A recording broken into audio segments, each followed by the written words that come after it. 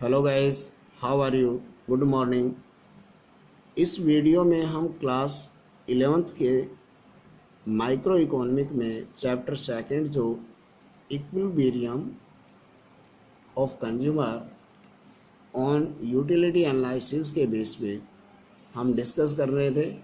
इसमें जो आज का जो हमारा टॉपिक है वो है concept of consumer equilibrium. Law of diminishing marginal क्या होता है, इसकी एजम्पशंस क्या हैं, ये इससे पहले वाली जो वीडियोस है उसमें हम बता चुके हैं। तो देखिए, अगर संक्षेप में हम देखें कि कंज्यूमर इक्विलिब्रियम जो है क्या है, तो हम कह सकते हैं कि एक consumer is in equilibrium when given his income and market price, जो कमोडिटीज़ है उसको इस तरह से प्लान करे एक्सपेंडिचर्स को डिफरेंट गुड्स और सर्विसेज के ऊपर, जिससे उसे मिलने वाली यूटिलिटी है वो मैक्सिमाइज हो और उसके जो सेटिस्फैक्शन है वो मैक्सिमम हो।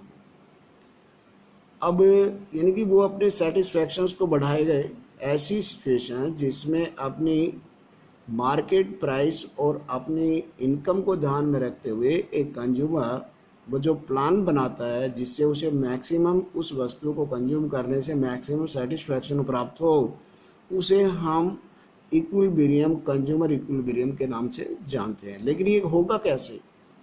इसके लिए यहाँ पे हमने देखा है कि marginal utility analysis and consumer equilibrium को दर्शाया गया है। यानी कि मार्जिनल यूटिलिटी एनालिसिस के बेस पे मार्जिनल यूटिलिटी का विश्लेषण करते हुए हम एक कंज्यूमर का इक्विलिब्रियम पोजीशंस को फाइंड आउट करते हैं। तो इसके लिए हमें यहाँ पे गाइस दो तरह की जो कंसेप्ट हैं उसके ऊपर फोकस करते हैं। एक तो वन कमोडिटी अगर एक कंज्यूमर कंज्यूम करता है, दूसरा अगर मोर कमोडिटीज़ है कंज्यूमर कंज्यूम करता है तो वो किस तरह से अपने जो सेटिस्फैक्शन को है उसको इक्विलिब्रियम में लाता है। तो इसमें अगर हम कंज्यूमर इक्विलिब्रियम वन कमोडिटीज़ की अगर बात करें तो इसके लिए हमारे पास 3 फैक्टर जो है उनके ऊपर फोकस करना ज़रूरी होता है, जिसमें एक तो प्राइस ऑफ कमोडिटीज़ है, उसे कंज्यूमर है वो उसको ध्यान में रखना पड़ता है। मार्जिनल और टोटल यूटिलिटी ऑफ कमोडिटीज़ जो है उसको है कंसिडर करना होता है, और मार्जिनल यूटिलिटी ऑफ मनी जो है उसे कंसिडर करता होता है। अब इन तीनों चीज़ों का कंसिडर करते हुए वो सेटिस्फैक्शन में कैसे पहुंचता है, उसके लिए हमारे यहाँ पे एक फॉर्मूला जो दिया हुआ है उसके अंदर क्या होता है कि उसे हमें ध्यान में रखना पड़ता है। यानी कि कंज्यूमर जो है, कंज्यूमर इक्विलिब्रियम जो होगा, बेरियम जो होगा वो कैसे फाइंड आउट किया जाता है। तो यहाँ पर P X is equal to M U X upon M U M. तो भाई यहाँ पे पी एक्स जो है वो क्या है कि प्राइस ऑफ एक्स कमोडिटी, और यहाँ पे एम यू जो है वो हमारे पास दिया हुआ है मार्जिनल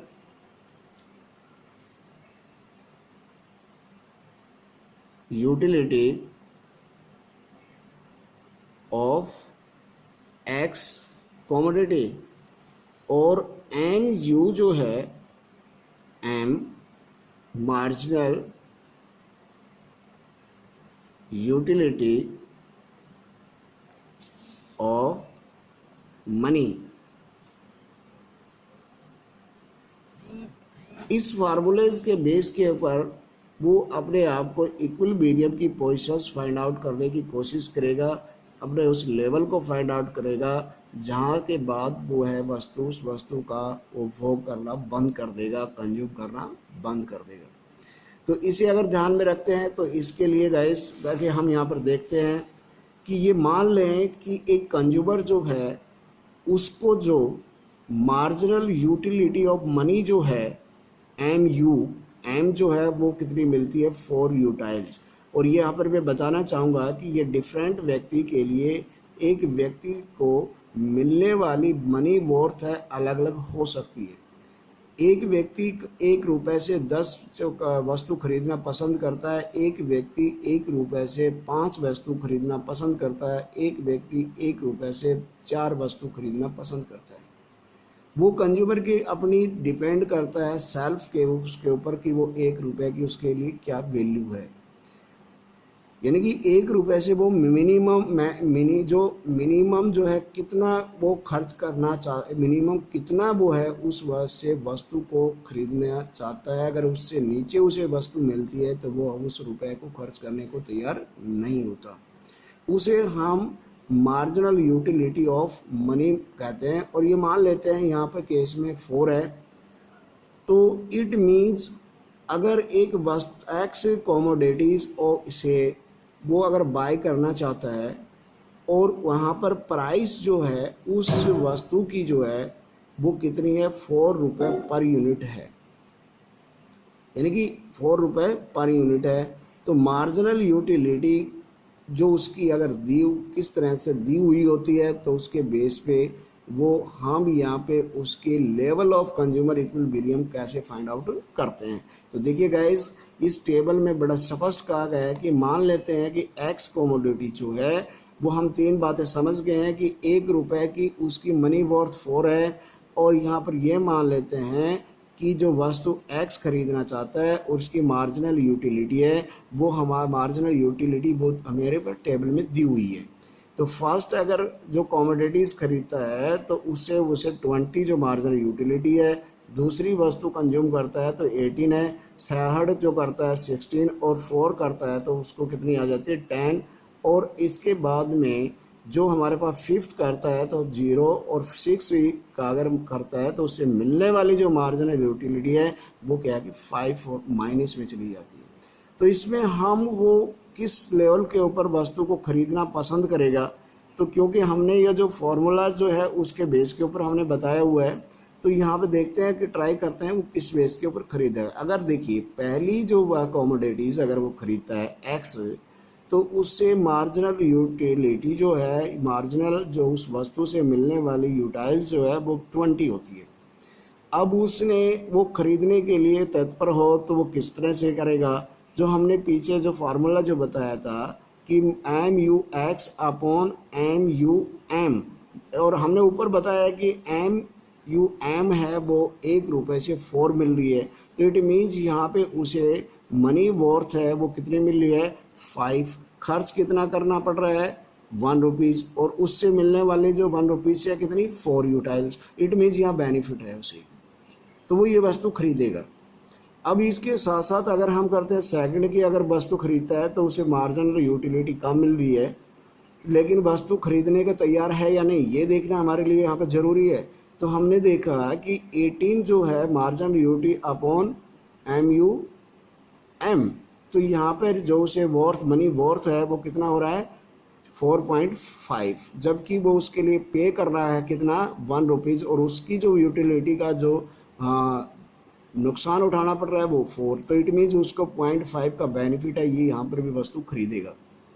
उसके बाद में थर्ड में देखते हैं तो इसके अंदर यहाँ पे 4 जो आ रहा है मनी वर्थ उसका 4 आ रहा है, तो इट मीन्स कीमत भी से जो रुपए की जो उसके यूटिलिटी है वो कितनी है 4, और यहाँ पर इसकी भी कितनी आ रही है मनी वर्थ है 4, तो इट मीन्स इस लेवल के ऊपर वो खरीदना तक खरीदेगा। इससे आगे अगर करते हैं तो 2.5 जो आ जाती है और आगे 0 हो जाती है, it means third unit commodities के तक ही वो खरीदेगा, क्योंकि इसके ऊपर इसकी टोटल जो यूटिलिटी है वो मैक्सिमम हो जाती है, मैक्सिमम है। और यहाँ पे क्या है कि उसकी वैल्यू ऑफ मनी है वो भी उसकी क्या है, और मार्जिनल यूटिलिटी है वो उसकी मनी वर्थ के बराबर है।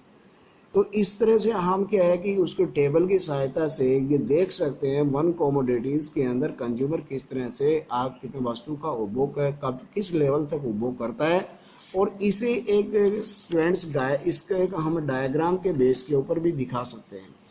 देखिए यहाँ पे हमने देखा सिंगल कमोडिटी में इक्विलिब्रियम लेवल को दिखाने के लिए OX के ऊपर हम कंज्यूमर जो है जो कंजम्पशंस कर रहा है एक्स कॉमन यूनिट्स का वो हमने दिखाई है, और वो वाई के ऊपर हमने क्या है कि price and the marginal utility उससे मिलने वाली जो है उसको दिखाया हुआ है। तो देखिए यहाँ पे अगर पहली वस्तु से जो कंज्यूम करता है तो उससे मिलने वाली यूटिलिटी है वो कितनी होगी, सेकंड से उसे कितनी मिलने होगी, कीमत उसकी क्या होगी। तो इस आदि को इसके अंदर अगर हम कंसिडर करें तो हम यहाँ पर देखते हैं इस डायग्राम में कि जो मनी वर्थ जो है यानी कि पी एक्स और M U X M U M जो है वो कितना है या पैरेलल टू वाई एक्सिस जो दिया है जो यहाँ पे 4 है। अब उसको मिलने वाली जो मार्जिनल यूटिलिटी जो है वो यहाँ पे किसे जो है वो वस्तु से 1 2 3 ये दिखाया हुआ है। अब इसमें मार्जिनल यूटिलिटी का जो डायग्राम जो है वो क्या है कि पहली वस्तु से ज़्यादा मिलेगी दूसरी से कम, इस तरह से वो अपवर्ड से डाउनवर्ड हो जाता है।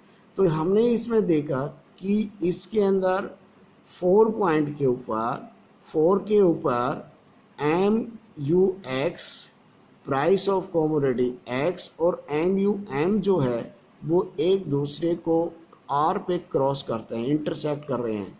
तो ये उसका पॉइंट ऑफ इक्विलिब्रियम माना जाता है। क्यों? क्योंकि यहाँ पर एम पी एक्स जो है वो और एम यू एक्स जो है वो 4, और जिस तरह से हमने देखा कि जो उसका मनी वर्थ है वो कितना आ जाता है थर्ड के ऊपर, यानी कि 4 आ रहा है। यहाँ पे कितना आ रहा है 4, यानी कि ये जो 4 आ रहा है थर्ड यूनिट के अंदर, और यहाँ पर तीनों का लेवल एज पर जो फार्मूला जो हमारा इक्वल हो जाता है तो ये उसका क्या है कि level of equilibrium find out किया जा सकता है। तो मेरे को उम्मीद है गाइस कि ये कंसेप्ट आपको क्लियर होगा कि वन कमोडिटी बेस के ऊपर किस तरह से एक कंज्यूमर्स का इक्विलिब्रियम लेवल को हम फाइंड आउट कर सकते हैं। तो आगे की जो नेक्स्ट वीडियो होगी वो सेट 2 कमोडिटीज बेस की होगी। Thanks, have a nice day.